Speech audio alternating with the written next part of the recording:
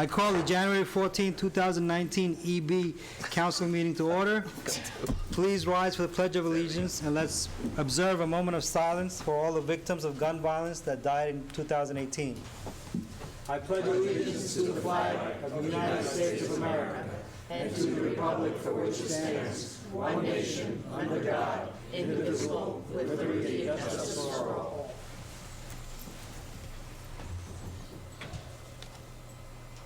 Thank you. Ms. Perry, please call the roll. Councilman McAvoy? Here. Councilman Spadafino? Here. Councilwoman Sullivan? Here. Councilman Wendell? Here. Council President Stanley? Here.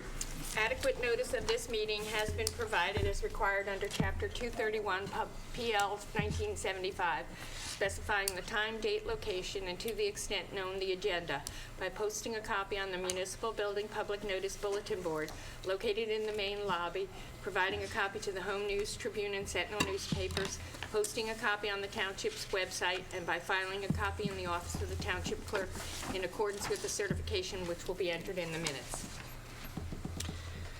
Can I get a motion for the following? 16534, authorizing the appointment of municipal court judges. So moved. Second. First by Councilman Spadafino. Spadafino, And second by Councilman McAvoy. Can you call the roll? Any discussion? Seeing none, can you please call the roll? Councilman McAvoy? Yes. Councilman Spadafino? Yes. Councilwoman Sullivan? Yes. Councilman Wendell? Yes. Council President Stanley? Yes. I call on the mayor to come and administer the oaths.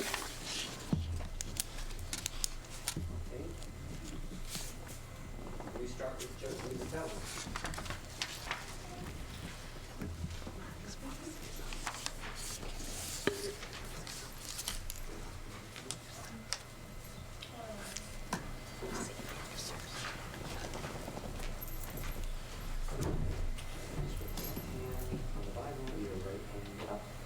Please repeat after me. I state your name.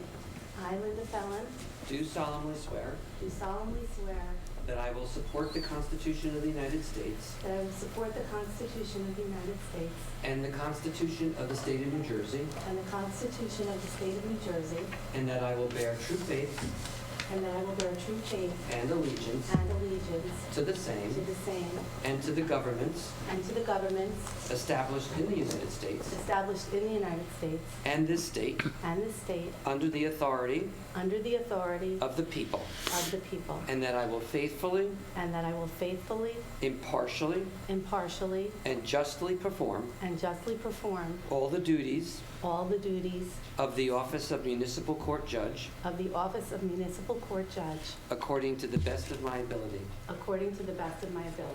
So help me God. So help me God. Congratulations, Your Honor.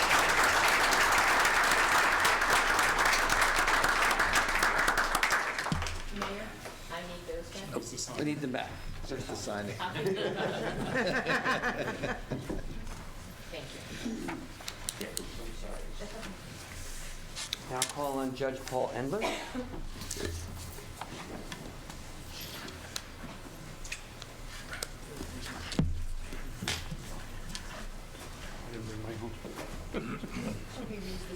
Thank you. I've used it before. Left hand on the Bible, right hand up. I state your name. I, Paul Endler, Do solemnly swear do solemnly swear that I will support the Constitution of the United States that I will support the Constitution of the United States and the Constitution of the State of New Jersey, and the Constitution of the State of New Jersey, and I will bear true faith and I will bear true faith and allegiance to and allegiance to the same the same and to the governments and to the governments established in the United States established in the United States and this state and this state under the authority of the people, under the authority of the people, and that I will faithfully, and that I will faithfully, impartially, impartially, and justly perform and justly perform all the duties all the duties of the office of Municipal Court Judge of the office of Municipal Court Judge according to the best of my ability. according to the best of my ability, So help me God. so help me God. Congratulations, Your Honor. Thank you.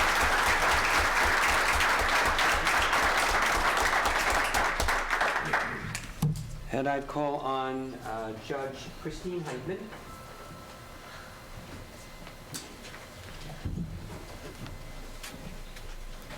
Who's going to hold the Bible? I guess that'd be you. I state your name. I, Christine Heitman, Do solemnly swear do solemnly swear that I will support the Constitution of the United States that I will support the Constitution of the United States and the Constitution of the State of New Jersey, and the Constitution of the State of New Jersey, and that I will bear true faith and that I will bear true faith and allegiance to and allegiance to the same, and the governments established the governments established in the United States in the United States and this state and this state, under the authority of the people, under the authority of the people, and that I will faithfully, and that I will faithfully, impartially, impartially, and justly perform and justly perform all the duties all the duties of the office of Municipal Court Judge of the office of Municipal Court Judge according to the best of my ability. according to the best of my ability. So help me God. So help me God. Congratulations, Your Honor.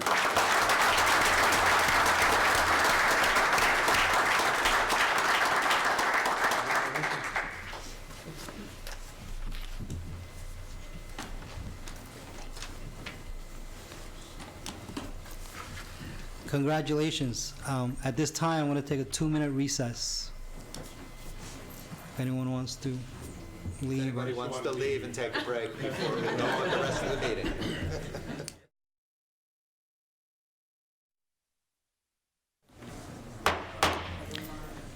Back in session. Going on to the agenda session. Can I get a motion for? No, we don't. Oh. No motion.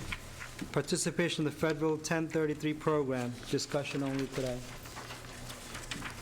Council President, I received a request from Chief Conroy of the Police Department to basically take a vehicle that's no longer necessary for the borough of Milltown to utilize, as they have 2 other vehicles. This is part of the government surplus that they obtained in the past. They have 3 of them. They don't need 3. They want to go down to 2. The Humvee was taken over to our Public Works garage and given it a thorough evaluation, and I've talked with the director of DPW, and he believes that this would be a nice addition to what they already have for inclement weather or of any other types of events. At the same time, they have a GMC Suburban vehicle that they're utilizing at this particular time for these types of functions, and that vehicle will be retired. That vehicle will also be stripped of anything that contains in it for the police department, and will be made available the next auction, which will be sometime in the spring. And as I stated in the past, I will always let you know what items are available for auction at those given times. So we are going to be getting this vehicle free of charge to the municipality.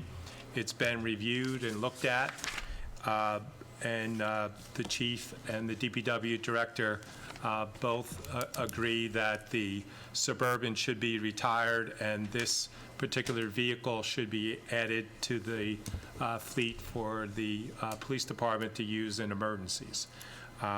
So we're discussing this today, and I'm asking you to list this on the next council agenda for possible passage to the town to submit the necessary paperwork, not only to Milltown saying that we'll take it over, but also to the program, so they realize that this particular vehicle has been then transferred from the borough of Milltown to the Township of East Brunswick. If you have any questions, I'll be glad to take them at this particular time. Any questions? Yeah. Councilman Wendell? Listen, I think this is a great opportunity. Kudos to Chief Conroy and the rest of his people for working this deal out. The one question I do have is, I read in this that we're going to be painting the vehicle, we're going to be fitting it out with police lights and sirens, and I'm sure all that. Do we have a budget for that, just so we're aware of what the expenses are? Yeah, we have line items in the police budget to allow us to outfit vehicles. As you know, this year's budget hasn't been completed yet. We're still working on it, and it will come before you, sometime in the spring for passage, but I'll ensure that the ability to paint this vehicle and outfit it accordingly will be appropriated, or I will make the recommendation. Right, and it won't interrupt our purchase of other new patrol cars or anything No, sir. else. Thank you.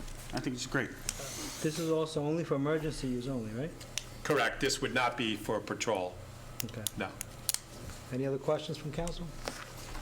Councilman McAvoy? This is a federal program to assist state and local governments, the National Defense Authorization Act, which is part of the U.S. government's defense logistics. And acquiring this vehicle is a good thing. When I see criticism on social media platforms, I take objection. Patrolman Theodore Yakumovic should be commended for his responsibility and the work he's going to be doing with regard to monitoring the government's platforms so that more items of this nature can be acquired, whether they be free, whether they be moderately priced, or whether they be expensively priced.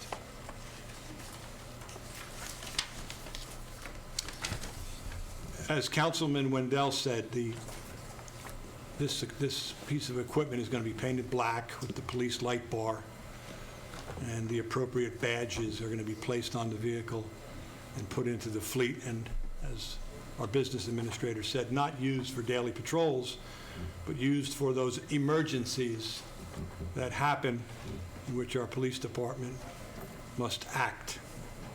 And that's why I call this a win.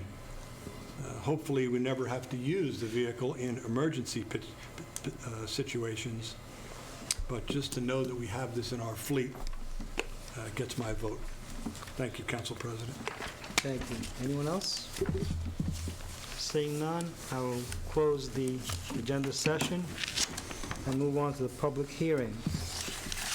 Can I get a motion for ordinance 19-01, calendar year 2019 ordinance to exceed the municipal budget appropriation limits and to establish a cap bank? Motion to adopt. Motion by Councilman Wendell. Second. By Councilman McAvoy. Any discussion?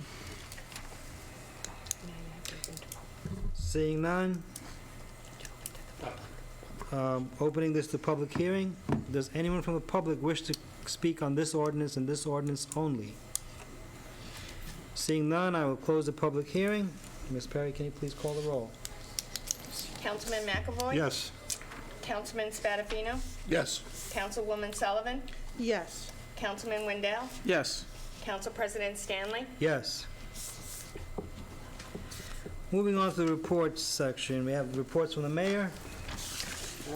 Just a few things, Council President. First, last week I did a Facebook Live presentation. It was on new committees here in town, the Beautification Committee, the Arts Coalition, Sustainability, and the Redevelopment Advisory Committee. So if anybody's interested in participating in any township committees, there are openings on those spots, and you're more than welcome to go on to the YouTube, which was put out by EBTV on the topic, or you can go onto the township's website and listen to that. It goes into detail on what the responsibilities and objectives are of each one of those committees. The other thing that I wanted to make the public aware of is a program that we just established today called Burbio, B-U-R-B-I-O.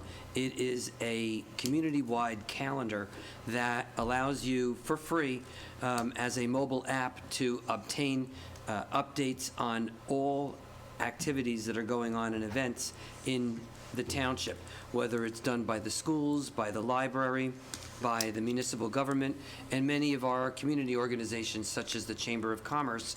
It's all able to be obtained through your app on your handheld device, and you could pick areas that you're more interested in so that they show up on your personal page.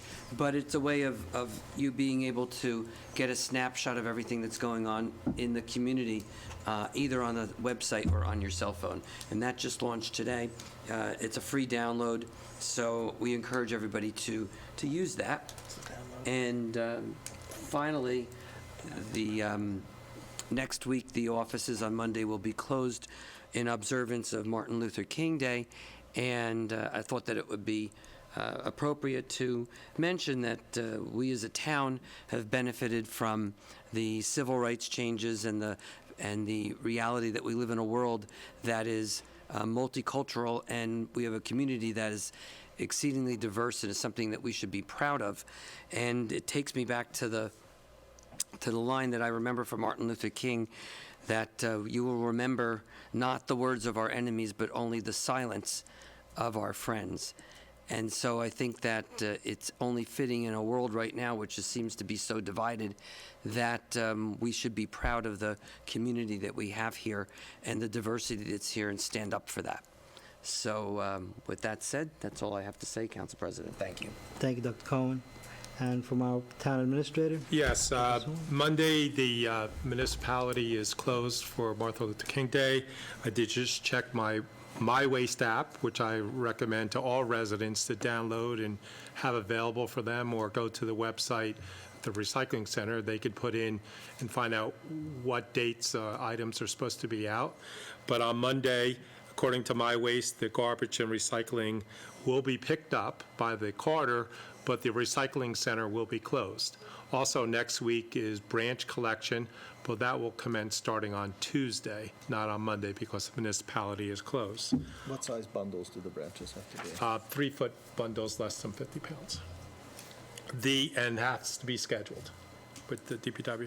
On Wednesday, the township will host a forum from the Middlesex County Utility Authority, and will host Joseph Cryan, the Executive Director of the Middlesex County Utility Authority. He'll be discussing the Edgeboro landfill and the ongoing upgrades to the facility that impact the residents of East Brunswick and surrounding communities. He's going to discuss the capital improvements to the gas collection system that has resulted in an increased unpleasant odor for the township residents, and they'll be addressing that topic on that evening. So on Wednesday, January 16th at 7 p.m. right here in this council room, we will have that seminar. It's been advertised on the TV station, the municipal TV station, Facebook, the website, and so on. The actual presentation will be televised live and replayed on EBTV, and we will have the presentation also available when it is finalized on our website.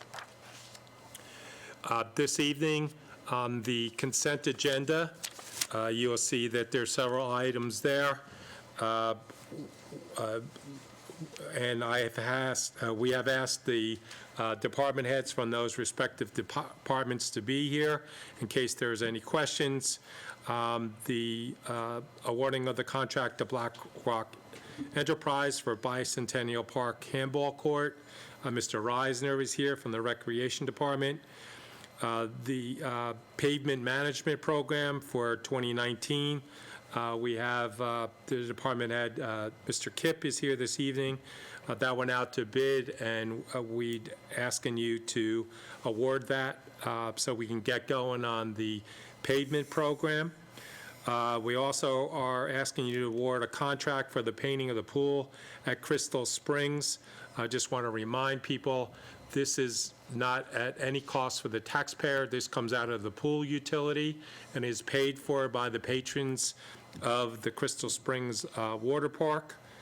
The awarding of contract for the food concession there, we went out to for requests for proposals. We received this proposal back, and I think it's advantageous for the town to award this to that particular vendor so that they can acquire the necessary equipment to run their operation at the park. I know many people rely upon the food vendor there, and we keep a tight seal on the cost of the products there. We're also looking to award a contract for the tennis courts at the community park as well. And Mr. Reisner's here if there's any questions on that. And also the purchase of the sodium hydrochloride for the Crystal Springs. That is also paid out of the utility, the pool utility. One other important item I wanted to mention in my report is that Mr. Kipp and I have been meeting ongoing with PSE&G as they're going to do some additional gas line replacements in the township. So we've had a couple of meetings with them, and will continue to follow up and keep you apprised of the situation and when that work is going to commence in various parts of the town. So when we have any further information on that, I'll be sending that out to the council. That's my report for this evening, Council President. Thank you, sir. Touching on the garbage, can you just let the residents know regarding bulk pickup, how, like refrigerators, washing machines? What the rules are. What are the days they gotta, what's the things they gotta do? You know, you're allowed to put out the 5 items. If you put out a bulk item, if it's a white good, that's a special pickup. So if you can call the recycling center, and we'll be glad to schedule a time. And naturally, those for township residents can be brought to the recycling center when it's open. Okay. Thank you. And from our Director of Law? Council President, just one item. I picked up a typo on Resolution 16538, the painting, Crystal Springs. If you look in the fourth whereas, it says Ray Palmer Associates, Inc., and then it says A&A Painting. You should cross out A&A Painting, that's all. Okay, thank you, sir. And any reports from our clerk? Nothing tonight. Any reports from our council, committee, or boards? Yes. Councilman Wendell. I'd like to give a little update on redevelopment and the redevelopment activities. As many of you know, December 3rd, we opened we received all the requests, the proposals for the various different redevelopment areas, and they were opened and sent to our professionals for review. And at last week's redevelopment meeting, those were discussed amongst the members of the redevelopment agency, and as such, we will begin negotiations with those various respondents within the next week or two. We actually start tomorrow with some of the meetings, and to hopefully come to a conclusion for the best plan, best developments for the Route 18 corridor, especially on the northbound side.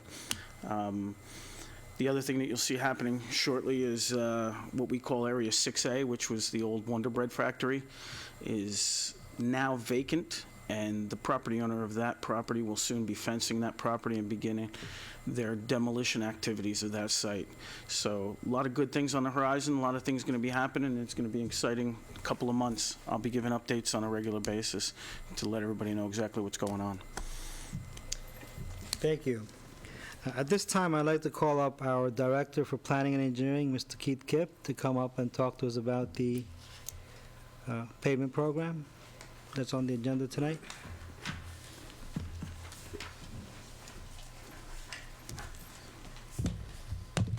Good evening. Good evening, sir. The paving program that we are about to award is for approximately 4 miles of streets in town, local streets. We also are doing the access road to Heavenly Farms Park and the parking lot associated with the multipurpose fields. That's getting resurfaced and repainted. We did, since the council and administration went early with the capital budget, I feel we got really good prices.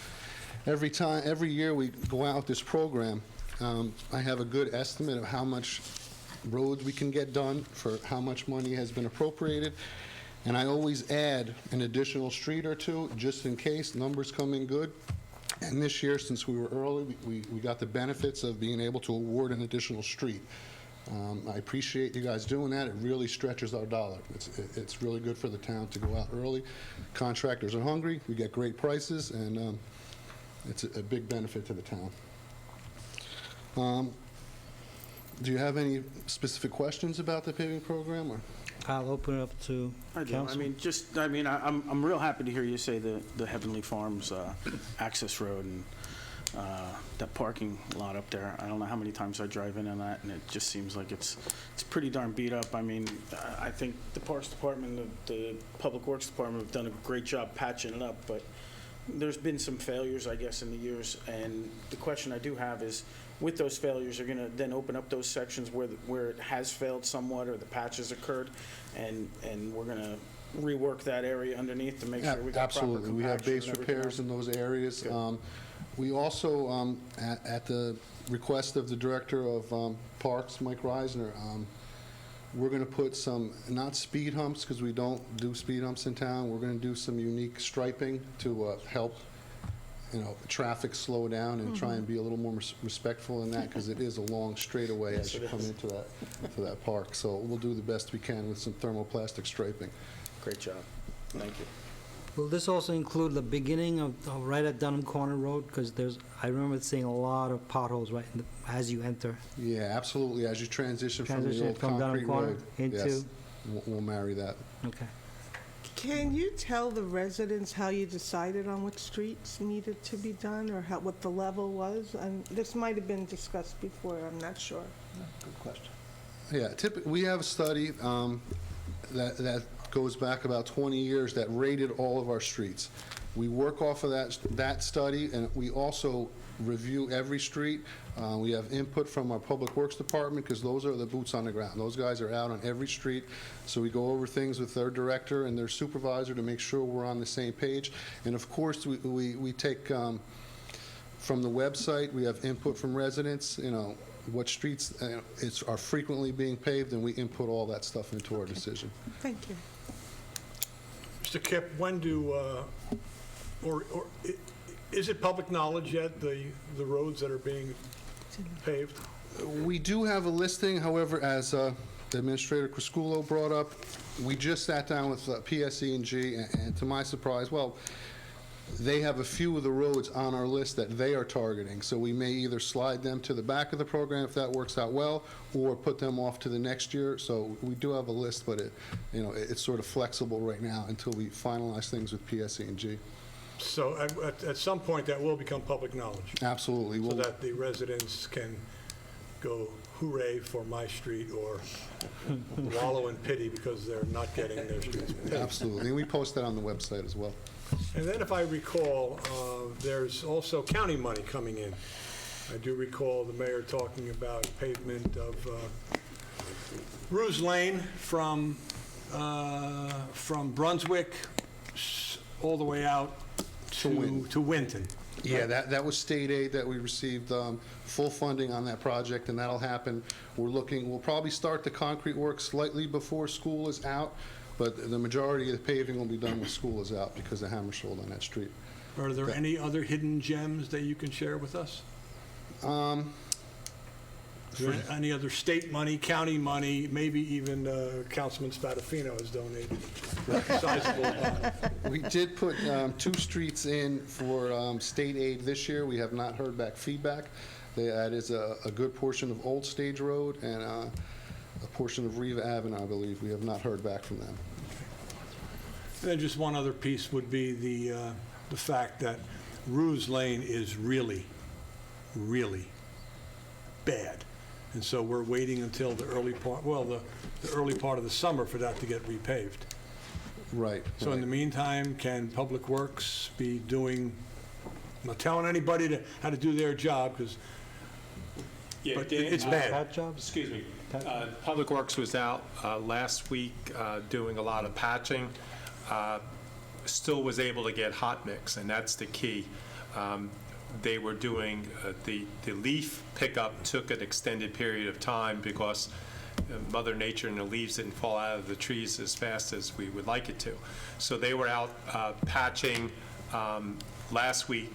I think we're at the brink of where the plants are going to shut down, and you were only going to get cold patch. So cold patch, as most people know, it's like taking it out of a bag at Lowe's or Home Depot and fill in the hole. It doesn't really adhere that well. We'd rather have the hot mix. So I guess from now until when this program's going to be implemented, we'll be out and using cold patch, but it doesn't adhere real well. Any water that gets underneath it, it freezes, it heaves. So we'll do our best to keep that roadway passable and in good shape, but please be patient with us, and we'll try to keep it a go.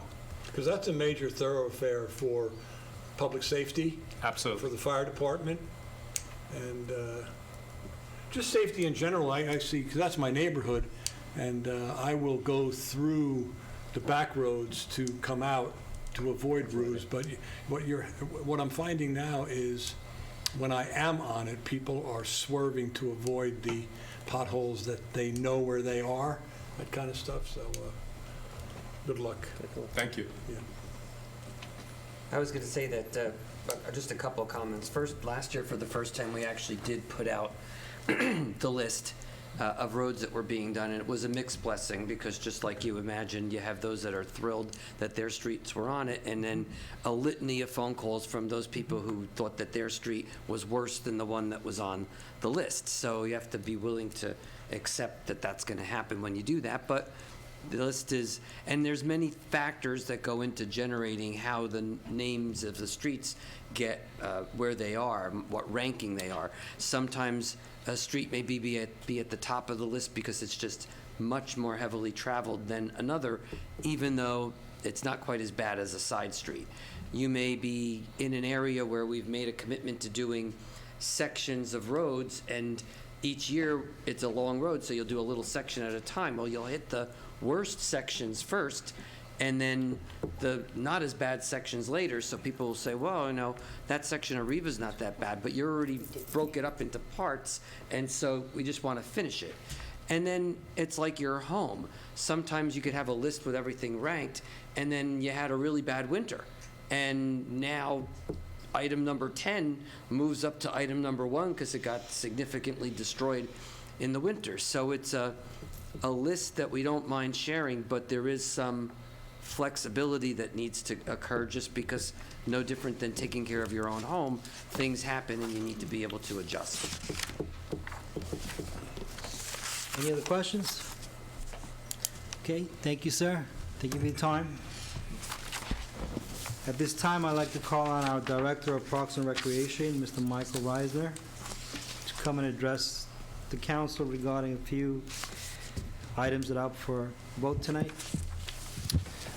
Good evening.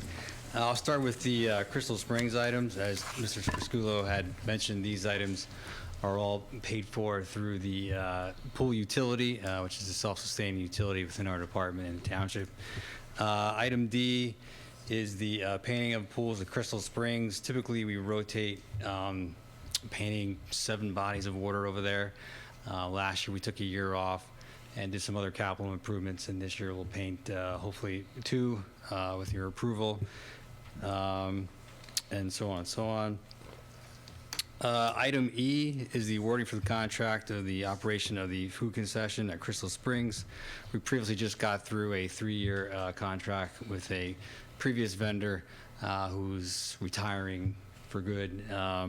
And we did go out for a request for proposals. I met with the vendor several times. He actually did agree to bring his menu prices down as well for us in regards to this contract. So we are recommending that this contract be awarded to this vendor for 1 year, and then based on his performance, we would award him for the next 2 years.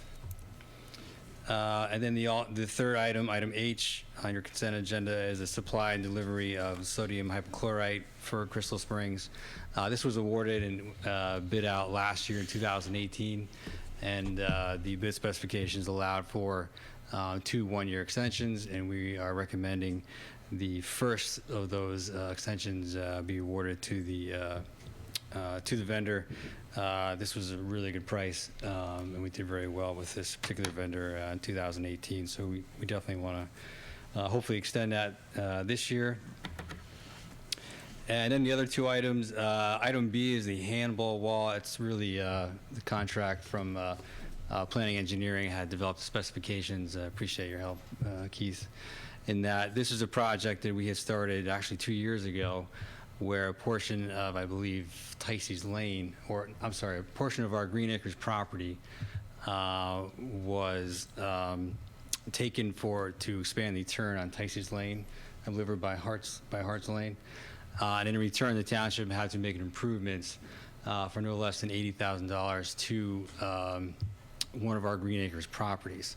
So we had decided to renovate reconstruct the Handball Wall at Bicentennial Court, which was the whole court and the wall is in very, very poor shape. So this contract basically will begin that process to repair that entire facility over there. And then item G, the last item, is the awarding of a contract to construct 2 post-tension concrete tennis courts at Community Park, in addition to fencing and curbing, to replace the skate park at Community Park. This project was approved through the 2018 capital budget, and funding is available in that particular budget as well. So we're looking to move forward with this contract in 2019 to make those, to construct 2 tennis courts out of that location. Thank you. Can I open up for any questions, council members? Councilman Dow? Mr. Reisner, thank you for all your hard work. That wall, I think, was built when I was a child. Yeah, it's seen better days, yeah. At Bicentennial Park. And I can tell you from my experience in that park, that wall is used constantly, and it's now used probably only on one side versus the other. And you know, it's been a long time coming. I appreciate Keith's work and your work in trying to get this done. And I think the residents will be really happy. As far as the tennis courts, you know, this has been something that you and I have worked with together on for several years, from Lenape Park to Bicentennial Park. I know you drove all over the state looking at tennis courts, and so did I with your I did. your recommendations. And I think this is a culmination of a lot of discussion between us and a number of people on the RPAB and a bunch of different things. Now we have 3 different types of tennis courts that we've put in over the past several years. We have one that's just a mat down in Lenape Park that resurfaced you know, what was a failing tennis facility. We have what we did, kind of a hybrid thing at Bicentennial Park, which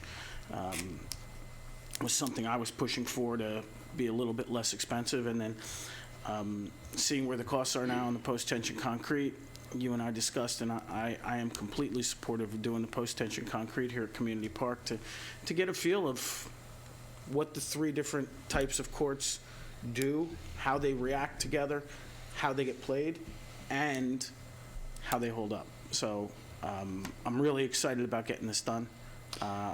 Yeah, I'm excited too. The post-tension concrete comes with a 20-year structural guarantee from cracking and heaving, which, you know, it doesn't happen in asphalt, the world of asphalt. So you're right, we'll have, you know, if this contract is awarded, we'll have 3 different services to decide moving forward what's most economically viable for future projects down the road. And I think that, you know, the court was going to come out great. So I'm excited to see it. Yeah. Anyone else? Mr. Reisner, I was, the only thing that jumped out at me was the concession at Crystal Springs, and then in some of the additional information that Clerk Perry sent me, there was, I could see your questioning about the pricing of the food. And then I went in to look, you know, more carefully at the prices, because if it's a turnoff because it's too expensive, then that surely is going to hurt things. And then you took it one step further and you said that the contract is unique insofar as the food vendor has a 1-year contract. I'm only paraphrasing what you said, we'll see where we're at. and then we'll award, or maybe not even reward, the remaining 2 years of the contract. Having said all of that, are you happy with the pricing of the foods? We are happy now. This will be my third concession contract that I'll be going through since my involvement in Crystal Springs. The first one was not the best experience. The pricing was very high. The second one was a very good experience. The pricing was very low or very amenable, to families. And I think what it, taught me is the value of food, the entertainment value that it brought to the park and people's experience. So when we did see this proposal, we did work with the vendor and try to explain to them, where we were coming from, and he met us, I think, halfway. So I'm happy enough, obviously, to bring the contract to you folks for approval. It is a payment to us, but ultimately it also reflects on us as well because it's our facility. So it's important to me that he gets off on the right track. And that's why we worded it that way, to give him a year to show us that he can do what we're expecting of him. Thank you. Any other questions?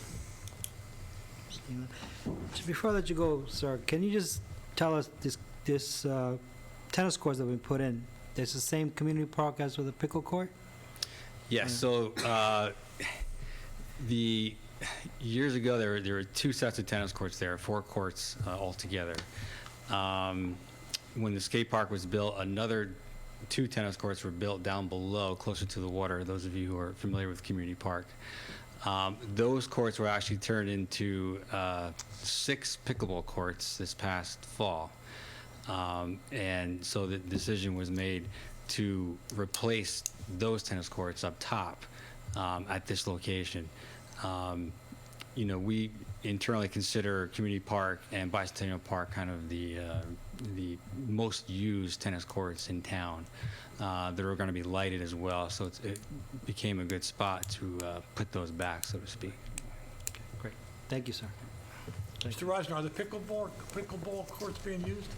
Yes, yeah, they were used. We got done with the project quite late in the season, but the first couple of weeks that they were completed, they were being used, and there's been a lot of interaction from the public and the community, with my department as far as looking forward to utilizing them, setting up tournaments, setting up leagues, and we're kind of doing that right now with a lot of the residents in town. Good. That's good. Thank you, sir. Thank you. Okay, moving on to the public portion. I'm opening the public portion. Anyone wishing to speak, please state your name and address for the record. Limit your comments to 5 minutes. Address all your comments to the chair. Is there anyone from the public that wishes to speak? Good evening. Good evening. My name is Mary Pan. I'm at 223 Milltown Road. I am on the Board of Trustees for the East Brunswick Public Library. I'm here tonight to talk to you about the partnership between the East Brunswick Public Library and the East Brunswick Youth Council on the new East Brunswick Little Free Library, which is located at the dog park at Heavenly Farms. The library enjoyed partnering with the Youth Council on this project thanks to Jessica Schneider, the library's teen services librarian, and Jennifer Stetson, the program coordinator for the East Brunswick Rec Department, for their guidance on the project. We are mostly impressed by the teens from the Youth Council for building the Little Free Library, decorating it, and filling it with books. We were also very impressed that they planned the ribbon cutting ceremony and promoted it on their Youth Council social media. The teens also put together goodie bags with dog treats and tennis balls to distribute to all the dogs that attended the ceremony with their owners.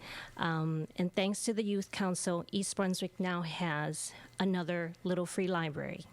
In September of 2018, we partnered with the Girl Scouts for the first East Brunswick Little Free Library, which is located just outside at the Municipal Complex Reading Garden. Little Free Libraries are new to East Brunswick, but there are over 80,000 of these in 88 countries worldwide. It is the world's largest book sharing movement. Little Free Libraries provide free 24/7 access to books. Anyone can go up to a Little Free Library and take a book to share or just to take a book home to read. Just like East Brunswick Public Library, Little Free Libraries promote literacy and community, building community. Thank you to the Rec Department for their assistance in installing the library, and thank you to Route 18 Lumber for providing the materials that were used to build it. And we hope that you will take some time to visit the Little Free Libraries, and we look forward to continue collaborating with everyone on innovative ways to promote literacy, learning, and building relationships in our community. Thank you. Thank you. Sterling? Yes. Mary, thank you for partnering with Youth Council. My daughter was out there putting it together, and I think she had most fun giving out the bags. I think all the dogs. all the teens were very excited to see the dogs there. Thank you. Mayor? Yes. Mary, could you just, for those in the public who might be interested, whether it's another organization, religious organization that might want to partner with the library, how they can, and how and who they should contact if they would want to support another one of these Little Free Libraries? Sure. They can call the library and someone would be able to direct them to it. This particular Little Free Library, since it was the Youth Council and the teens were very familiar with working with Jessica Schneider, they talked to her about it. And I know that for the Girl Scouts, since they're more familiar with working with the youth department, they work with Suzanne Klein. So if you call the library, they will be able to direct you to the proper department. If you wanted to donate books into the libraries, how do you do that, or you just drop them off in the libraries? Yes, there is something on our website that directs you onto how to donate the books, but you can definitely bring it into the library. Depending, if you have a small bag, they do accept them up front, but if you have a larger donation, there are instructions on the website on how to do that. And the Youth Council is also accepting donations at the Rec Department offices. So, and they've made little stickers, so they tag all of the books that they're placing into the Little Free Library at the dog park. Thank you. Thank you. Anything else? Thank you so much. Thanks, Mary. Anybody else from the public wishing to? David?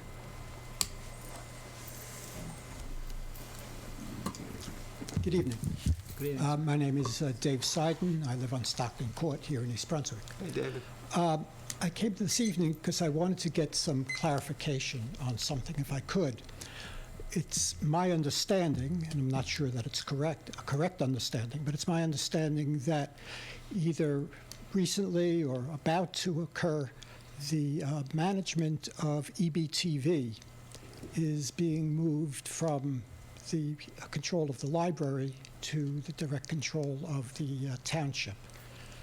So my questions are, firstly, am I correct in what my understanding is? Secondly, what the reason for this change is? What is the problem that's being addressed or hopefully being solved? I'm not aware of a reason for it. And I'm certainly not aware of why there was, at least to my knowledge, there was no publicity about this. This sort of came to my awareness after it was a done deal. So I'm not sure why it was done or why it was not publicized. I'll take part of that, David. First, it's good to see you again. Good to see you old too, friend. Mike. The TV channel and its employees have been moved over to the township's payroll. A survey was done of other municipalities and how they operate it, and in every case where we looked, the TV station was a municipal function, not a library function. The feeling was the library has a lot that they do extremely well, not that they were doing anything poorly, but that the thinking was to consolidate it as a municipal function, which is how it's done in most other places. So I hear you saying that you found other places where it's done, but I'm not quite sure how it's better. I mean, the reason for my concern is I'm aware of a lot of places where broadcast media are under the direct control of the governing administration. Places like Cuba, North Korea, China. You catch my drift. So my concern is, with it under direct control of the current administration, the future administration, as administrations come and go, what mechanisms are in place to assure that EBTV remains a medium through which opinions can be broadcast that may not necessarily be completely consistent with the message that the current administration wants to send out? Certainly, in a township such as ours, there can be different points of view. Have always been shows on EBTV in which different points of view have been expressed, certainly in years past. I've participated in some, and it just raises a bit of a red flag for me when I hear about a government taking over control of the broadcast medium to send out the message that the administration once sent out. I can see how you see that, but to add to your short list of countries, deplorable countries, you can add a list of just about every municipality in the state of New Jersey. I can mention Woodbridge, Piscataway, all the other towns in Middlesex County. That's just how it's done throughout the state. East Brunswick, with it being at the library, was the anomaly, not the rule. So we're just trying to get consistent with it. I heard that, but I'm still not understanding how it's better. The other thing is this is on Township, we're on TV now. You're on TV. There are members of the public who are on TV. I think you'll find very little that will change. And also, you have the council here has watchdogs, and you have the members of the public as watchdogs. I understand your concern. I just don't think you're going to see much of a difference. And are there any policies being put into place to codify that so that there isn't reason for concern? You have 1 minute. Yeah. Policies are the same. Policies are the same. There's really nothing going to be changed. Taking something off the library budget, putting on the township side of the budget. And do we know about the administration 5 years from now? No more than you know about the library administration 5 years from now. Okay. My concern stands. Thanks, Dan. Thank you, sir. Is anybody else from the public wishing to speak?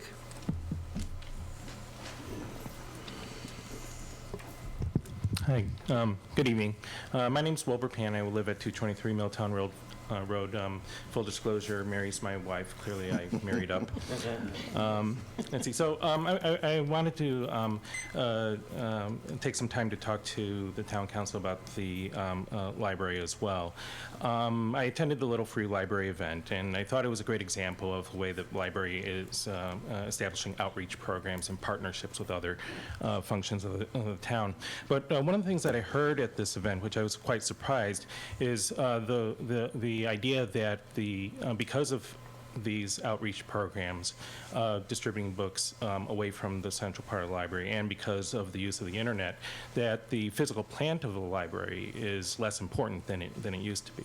And my feeling is that this idea is misguided, and it's actually wrong on several levels.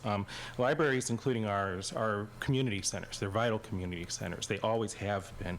They're not just book repositories, and they never have been only a book repository. As a matter of fact, if you go back and look at the earliest libraries established by Carnegie, they included things like bowling alleys, music halls, billiard tables, swimming pools, and gyms, as well as books. But clearly, the idea of the library is for a place to gather, for people to gather together, where anyone could come in at any time and use the services for free. And although I didn't grow up in New Jersey, I remember the public library when I was a kid as being much more than books. I certainly went in and checked out my share of books, but I also checked out records. There are Super 8 movies and slide decks that you could check out, because that was the YouTube of the time. But the point is that the libraries is much more than that. I heard a quote recently I thought was really to the point. The public library is a place where you can go to help, go for help without having to believe in something or buy something. And that's the thing that our physical plant, the library building, provides for the entire town. And this is expressed in the mission of the East Brunswick Public Library. And it's not just our town that's doing this. This is a nationwide phenomenon as well. The Atlantic magazine did an article a few years ago where they traveled to local public libraries all over the country. And a quote from that article said, "The traditional impression of libraries as places for quiet reading and research and borrowing books, and of librarians as school-marmish shushers is outdated, as they have metamorphosed into bustling civic centers." The idea that the internet can replace the library is patently false. Forbes magazine published an article this past summer by an economist who said, quote, that libraries don't have the same value that they used to, and they should be replaced permanently by Amazon bookstores. The quote from this guy was, "At the core, Amazon has provided something better than a local library without the tax fees. This is why Amazon should replace local libraries. The move would save taxpayers money and enhance the stockholder of Amazon all in one fell swoop." The response was so great to this article, and this economist was pointed out how he was wrong in so many different ways, that Forbes pulled the article from their website. And I'd like to point out that Forbes magazine is very business-friendly, bottom-line oriented, not really prone to supporting public goods and public works, and that was their response to this. It was also noted that in Texas, for every dollar of taxpayer money spent on public libraries return $4.64 to the economy. It's a pretty good return on investment. I lived in Texas for a short period of time, and I don't know if you know this, but Texas, again, not a place where they love spending taxpayer dollars, and this is the conclusion that they came to. The Economist in 2004, the Economist magazine, actually published an article where they opined that libraries would be redundant by 2020 because of the way things were going. So we've got a year left, apparently. In 2010, they then published an article titled, "Isn't it time to revive the library?" because they saw that there was a need for that. And in last year, they published an article showing how libraries are a symbol of an enlightened society and how cities are actively boosting their library facilities to send that message to the public. 1 minute. Sure. So the thing is, if technology isn't the issue with libraries, then what is? And again, if you go back to the Atlantic, they found that empirical evidence shows that library usage tracks investment. If libraries receive more public funds, then more people will use them. And if governments invest less in their libraries, which some have done, especially for things like the recession, then fewer people visit. So I hope that the idea that our library is a collection of books goes by the wayside in future discussions as to what to do with the library. And as far as I'm concerned, the idea that the library is just a cost item in our town budget is a complete non-starter. So thanks for your time. Thank you, sir. Anyone else from the public wishing to speak?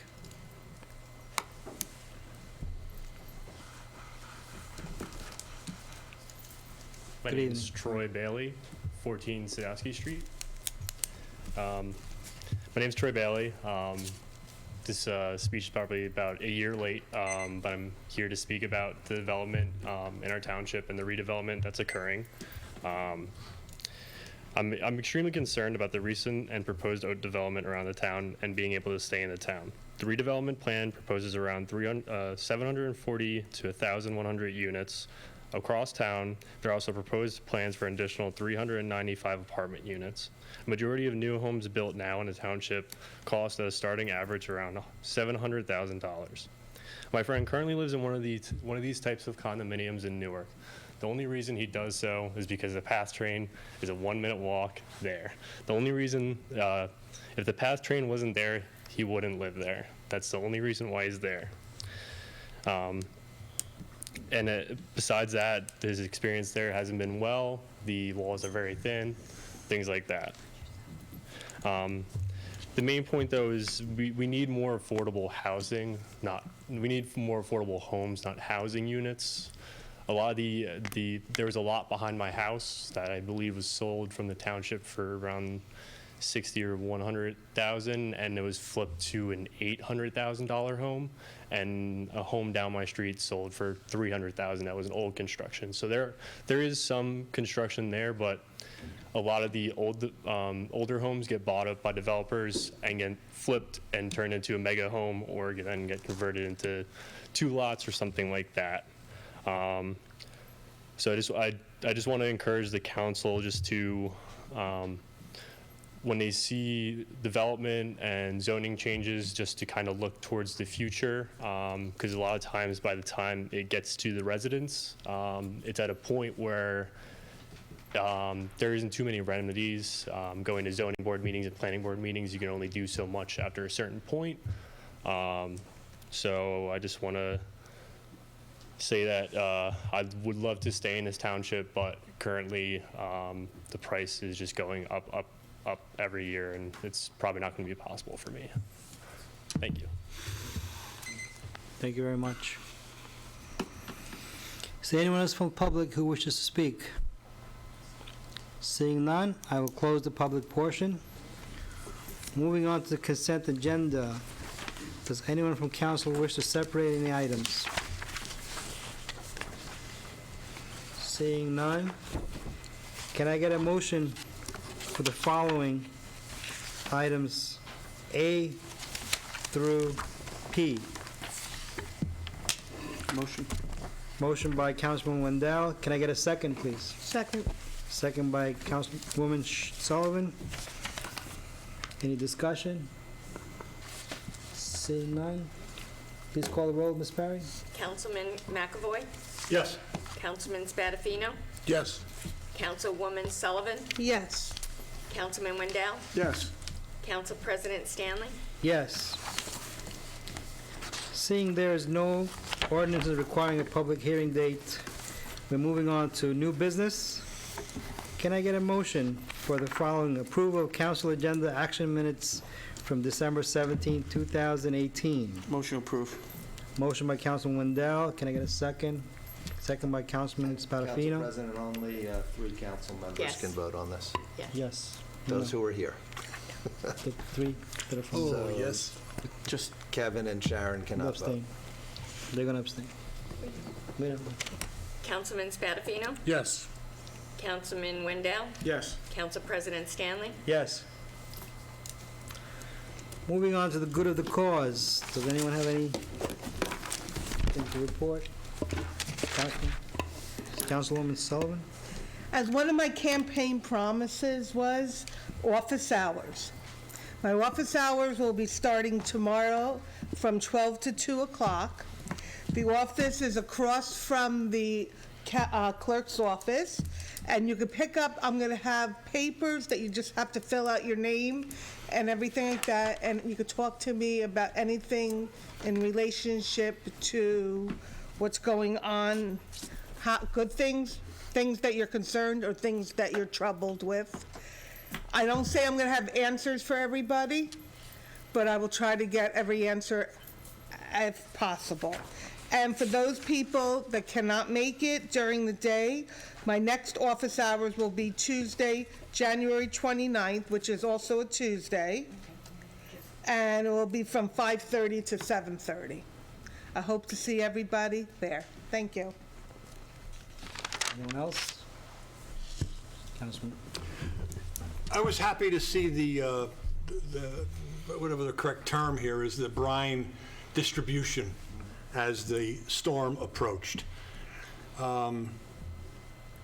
Again, I took exception to the criticism on the social media platforms, because I think that our professionals that are monitoring the weather and preparing to distribute the brine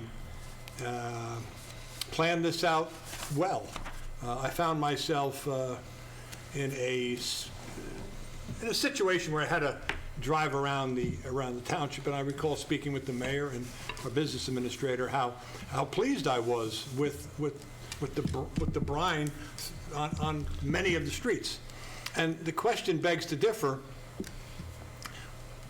What are our professionals supposed to do?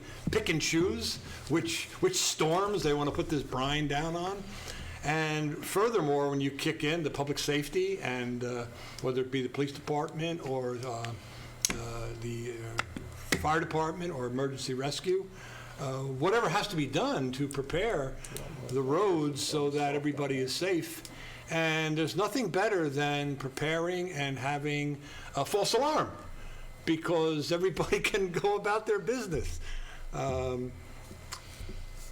If I have any complaints, it's that I've got to take my truck to the car wash tomorrow because it's just loaded with brine all over the place, and I'm not complaining.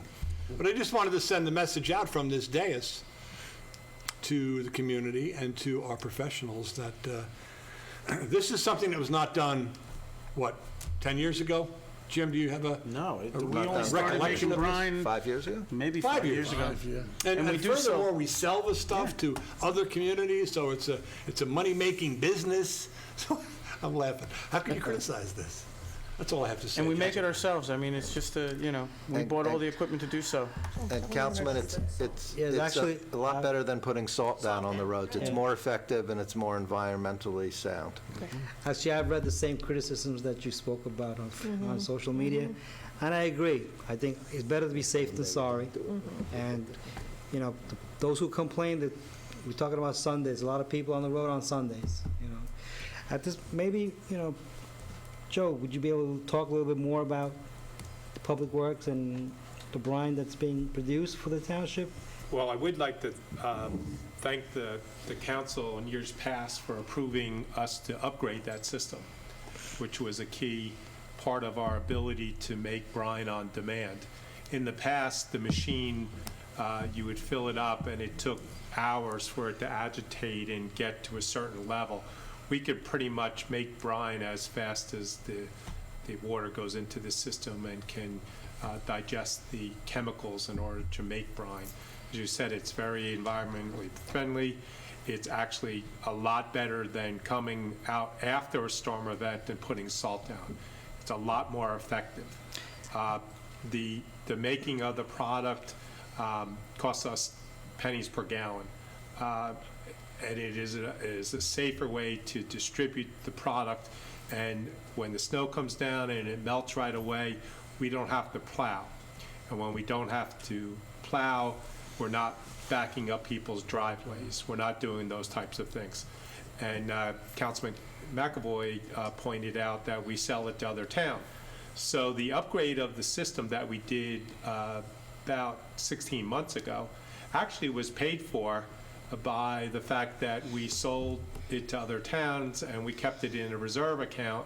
So when it came time to upgrade that system, much like when we sell our fuel to other towns, we put a management fee on top of it, and we retain that management fee to do future upgrades, which I think is a great philosophy that other towns also should adopt. The truck that is putting down brine can move at the speed limit. Our trucks are very tech savvy. They know how fast the truck is going, what the road temperature is. They can put some calculations in on what the projected problem is we're trying to brine for. And as they speed up, they'll put down more product, and as they slow down, they will stop. Much like the systems that Dan and I know Keith and Michael were involved with going out to get this equipment, we put a lot of intelligence into the system so we're not wasting product. So I'm really proud that we're able to provide that service for our residents, and it's a much better way of combating a storm than we had 5 or 6 years ago. And it's safer on the cars too, right? Sure. Okay, thank you. Anyone else? Seeing none, can I get a motion to adjourn? Motion by Councilman Dow, second by Councilman Sullivan. All in favor? Aye. Aye.